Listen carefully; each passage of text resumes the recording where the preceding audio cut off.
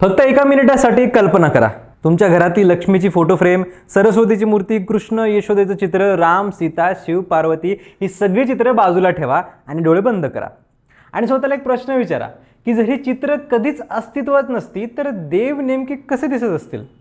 लक्ष्मीच्या हातात खरंच कमळ असेल का? सरस्वती शुभ्र वस्त्रातच असेल का? कृष्ण खरंच इतका मोहक दिसत असेल का की आपण आपल्या मनात आज जी देवांची प्रतिमा आहे ती कुणीतरी घडवली आहे? खरं तर भारतातल्या करोडो लोकांच्या मनात देवांचं रूप तयार करणारा एक कलाकार खरंच होऊन गेलाय. असा एक कलाकार ज्याने फक्त चित्र काढली नाहीत तर एका अर्थी भारताच्या श्रद्धेला एक चेहरा दिलाय आणि आजही त्याच्या ब्रशने रंगवलेले देवी देवता लाखो घरांच्या भिंतीवर आहेत. कोण होते ते प्रसिद्ध चित्रकार आणि त्यांनी देवांना मानवी स्वरूप कशा प्रकारे दिलं सांगतोय व्हिडिओत. नमस्कार, मी संकल्प पाटील आणि तुम्ही बघताय लगाव बत्ती. आज आपण मंदिरात जातो, पूजा करतो, दिवाळीत लक्ष्मीची पूजा करतो, वसंत पंचमीला सरस्वतीची आराधना करतो, जन्माष्टमीला कृष्णाचं चित्र सजवतो. पण एक गोष्ट कधी लक्षात आली का तुमच्या की भारतासारख्या विविधतेने नटलेल्या देशात जवळपास प्रत्येक घरात देवी देवतांची प्रतिमा सारखीच का दिसते? शिवाय हे देवी देवता तुमच्या माझ्यासारखे मानवी रूपात कसे काय दिसतात? तर या सगळ्या प्रश्नांच्या मागे एकच उत्तर आहे, राजा रवी वर्मा. 19व्या शतकातले भारतातले सर्वात प्रसिद्ध चित्रकार. त्यांच्या आधी भारतात देवतांचं चित्रण वेगवेगळ्या प्रदेशात वेगवेगळ्या शैलीत व्हायचं. राजस्थानची शैली वेगळी, तंजावरची वेगळी, पहाडी मिनिएचर वेगळी, बंगालची वेगळी. म्हणजे एका भागातली लक्ष्मी दुसऱ्या भागातल्या लक्ष्मीपेक्षा पूर्ण वेगळी दिसायची. पण या एका कलाकाराने माणसाने संपूर्ण देशासाठी देवांचं एक सार्वत्रिक रूप निर्माण केलं.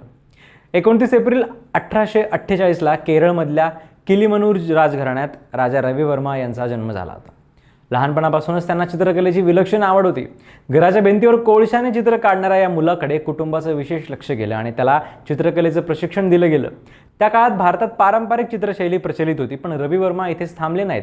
त्यांनी European oil painting, light shadow, शरीररचना, वास्तववादी चेहऱ्यांची मांडणी या तंत्रांचा अभ्यास केला. विशेष म्हणजे त्यांनी वेस्टर्न टेक्निक स्वीकारली, पण चित्रांचे विषय पूर्णपणे भारतीय ठेवले. हीच गोष्ट त्यांना इतर कलाकारांपेक्षा वेगळं बनवत गेली.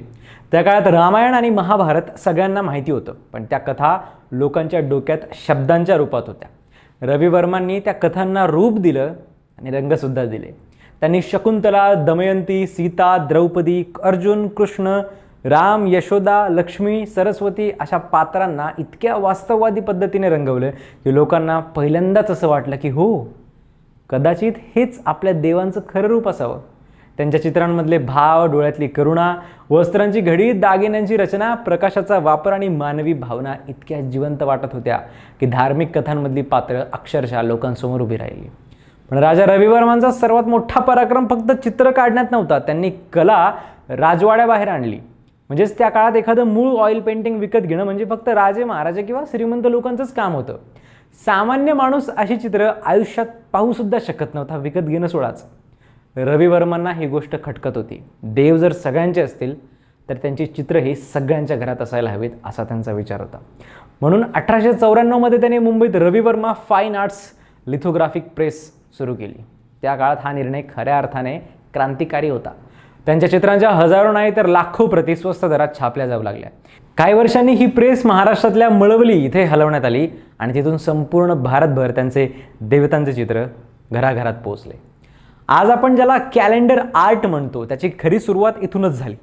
घरातलं कॅलेंडर, दुकानातली लक्ष्मी, ऑफिसमधली सरस्वती, दिवाळीच्या शुभेच्छांमधली देवी, पूजा खोलीतली फ्रेम या सगळ्यांच्या मुळाशी राजा रवी वर्मा यांचीच चित्रशैली आहे. आज अनेकांना वाटतं की लक्ष्मी कमळावर अशीच उभी असते किंवा सरस्वती शुभ्र वस्त्रात अशीच दिसते, पण खरं म्हणजे या सगळ्या प्रतिमा धार्मिक ग्रंथांनी नाही तर एका चित्रकाराच्या कल्पकतेने लोकप्रिय केल्या.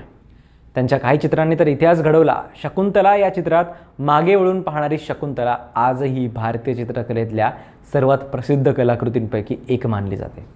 दमयंती आणि हंस, गॅलेक्सी ऑफ म्युझिशियन्स, जटायू वध, कृष्ण आणि यशोदा, सरस्वती, लक्ष्मी, सीता स्वयंवर, अर्जुन आणि सुभद्रा यांसारख्या चित्रांनी भारतीय पौराणिक कथांना एक दृश्य भाषा दिली.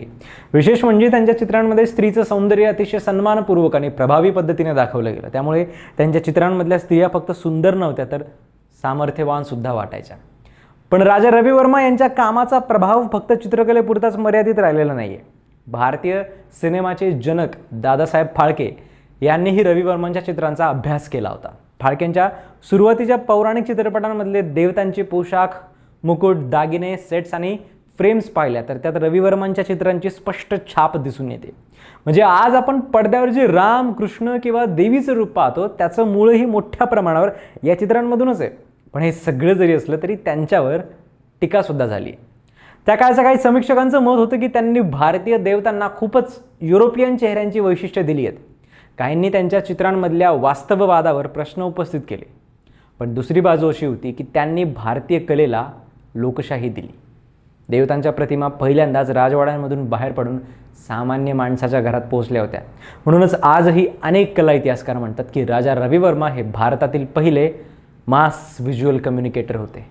त्यांच्या कार्याची दखल जगानेही घेतली. 1873 व्हिएन्ना आर्ट एक्झिबिशनमध्ये त्यांच्या चित्रांना पुरस्कार मिळाला. पुढे ब्रिटिश सरकारने त्यांना कायझर ए हिंद सुवर्ण पदकाने गौरवलं.